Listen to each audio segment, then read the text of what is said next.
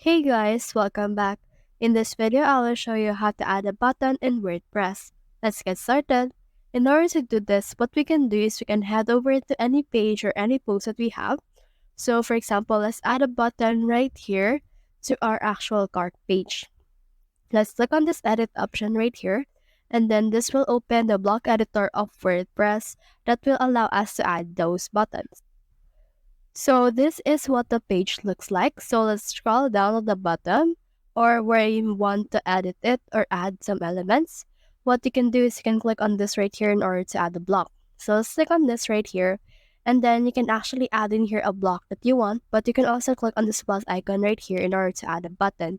So for this one, you can choose a block that you want. So for example, let's try to search in here for button. Now, once you have searched in here for button, you can see also some plugins available to install for this one right here. Alternatively, you can also just type a slash and then search in here or type in here a button, and you can see these buttons right here. And then you can put in here a text, for example, let's put in here go back.